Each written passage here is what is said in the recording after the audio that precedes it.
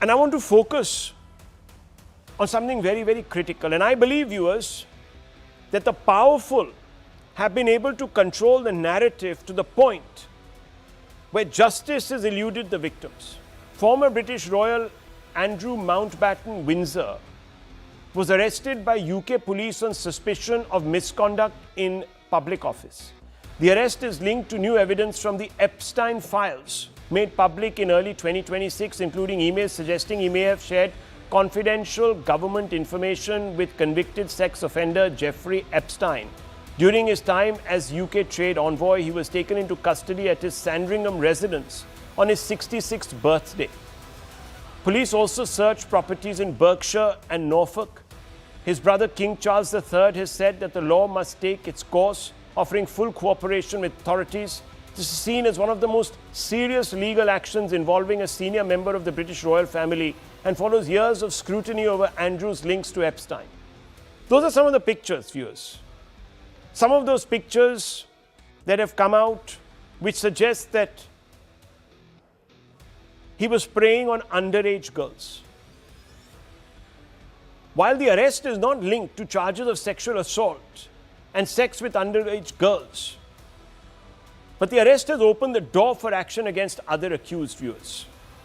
And this is really the point of this. And I want to begin asking tonight some fundamental questions, and we're going to speak with Barry Levine, author, The Spider Inside the Tangled Web of Jeffrey Epstein. Mr. Barry Levine, thank you very much for speaking with us. I just want to ask you, is this now the beginning of those that thought that their power put them above the law? Is this the beginning of the end? The bell's going to start tolling for some of those individuals as politics clouded justice in this case, irrevocably. Well, I think that we're finally, for the first time in 2 decades, seeing some type of reckoning for the survivors. These women have gone to court multiple times. They have appeared, they have rallied in Washington, D.C. Finally, and it took many, many months for the Trump administration to release the Epstein files, more than 3 million documents. But we're finally now seeing, because of the release of these documents, actual facts that are now causing reverberations all over the world, not only in England, but in France, in Norway, Canada, and many other countries. I am embarrassed to say that the country that I think is doing the least in terms of accountability is here in the United States because of the Trump administration. However, in other countries, like in England, we are starting to see some accountability. And that began today in a very big way with the arrest of former Prince Andrew, who has been accused of sexual assault by at least one victim and has been accused of groping other victims. And these incidents took place in Florida, at Jeffrey Epstein's homes in Florida, in the Virgin Islands, and also at the residence of his co-conspirator, Ghislaine Maxwell, in England. So let me bring in Dr. Ranganathan. Dr. Ranganathan, we today saw Bill Gates facing days of moral reproachment here in India. Self-isolating in a sense, deciding to recuse himself from the AI summit. Do you believe that this is now getting to the stage where finally the politics is receding and these characters who have clearly abused the system in certain sense are now being held to account? Do you think this is a watershed moment? It's difficult to say, Rahul, because this is the first, as the previous panelist said, what should have happened decades ago has happened 2 decades too late. But the fact of the matter is, we shouldn't have waited or given the benefit to Bill Gates to recuse himself from his plenary talk today. We simply should have not allowed him to come.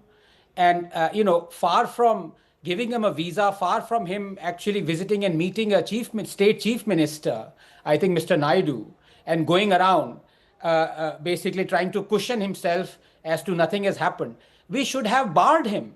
And even today, while he's not given the talk, his Bill and Melinda Gates Fund continues to fund.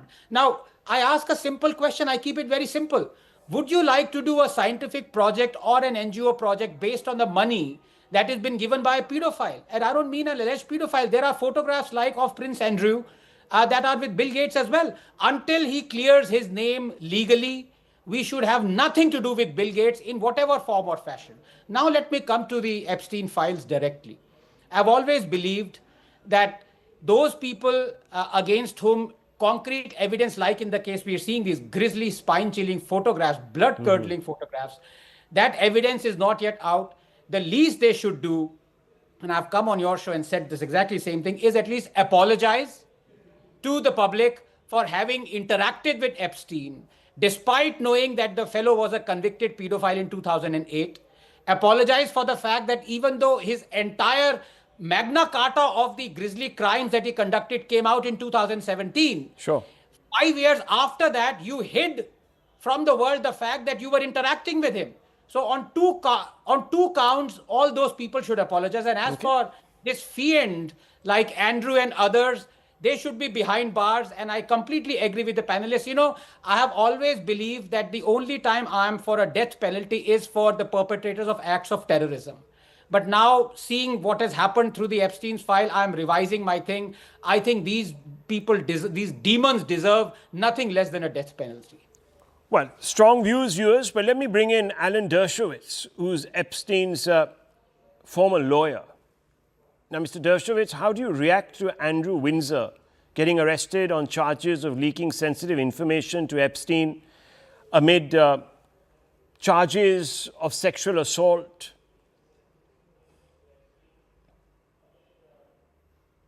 Well, it has nothing to do with any sexual allegations, as I understand it. The woman who accused him was above the age of consent when she claimed she had sex with him. So that would not be a crime in Great Britain. I assume it's all about providing information, and I know nothing of that. It would have to be proved beyond a reasonable doubt, and it would have to be proved that it was improper to send the information. But I think it's important to emphasize that, as I understand it, it has nothing to do with the sexual allegations or the claims made. I think we made that clear. But does this open the door to a wider investigation?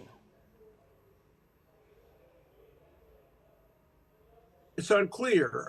It would have to depend on the credibility of a woman who's no longer alive and the credibility of others who have had their credibility challenged. This seems like more of a paper case, a case based on documentation, rather than on the credibility of witnesses. So no, I don't think it necessarily opens the door to claims about sexual allegations. But if it does, I welcome it, because I've said right from the beginning, all the facts should be known, all the information should come out.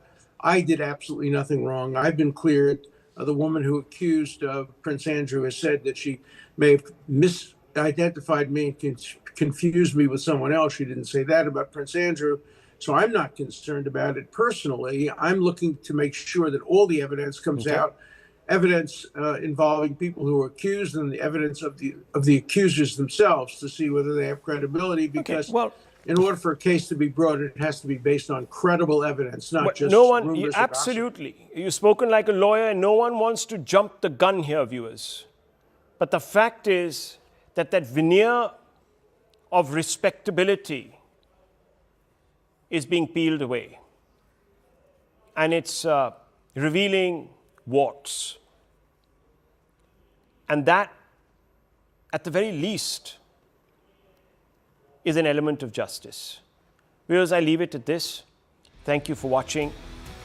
The Vantage coming up next. Don't go away.